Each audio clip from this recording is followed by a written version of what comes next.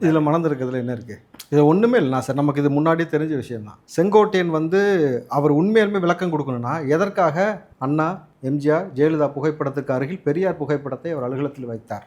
அதுக்கு தான் மனம் திறந்து அவர் சொல்லணும், ஏன் வச்சிங்கன்ட்டு. உண்மையாலுமே மனம் திறக்கணும்னா செங்கோட்டையன் இதுக்கு மனம் திறக்கணும். உண்மையாலுமே ஸ்டாலின் மனம் திறக்கணும்னா, அறிவாலயத்தில் பெரியாருடைய சிலையை திறக்காமல் நீ இங்கேருந்து போய் இப்போ எந்த ஊருக்கு போய் திறந்தாரு?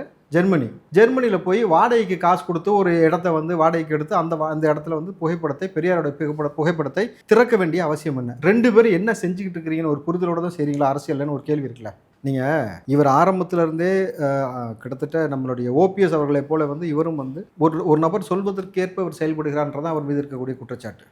தர்ம யுத்தத்தை யார் சொல்லி ஓபிஎஸ் தொடங்கினான்னு உங்களுக்கு தெரியும், யார் சொல்லி அலுவலகத்துக்குள்ளே போனான்னு உங்களுக்கு தெரியும். அதே போல் இன்றைக்கு செங்கோட்டையன் யார் சொல்லி இந்த விஷயத்தை கையில் எடுக்கிறான்னு நமக்கு தெரிகிறதுன்ற பொழுது, முழுக்க தலைமை ஒரு விஷயத்தை மேற்கொண்டு கொண்டு போகும் பொழுது, அதைவிட மிகப்பெரிய ஆளுகிற கிட்டத்தட்ட இந்தியா முழுக்க ஆளுகிற பிஜேபியோட போய் பேசி இணக்கமாக இருந்து கொண்டு அவர்களை வைத்து கொண்டு அவர் வந்து அதிமுகவுடைய தலைமையை மிரட்டுவது என்பது சரியான ஒரு செயல்பாடான்றதை ஒரு கட்சி, அதிமுக கட்சி நபராக அவர் தான் முதல்ல சொல்லணும். அது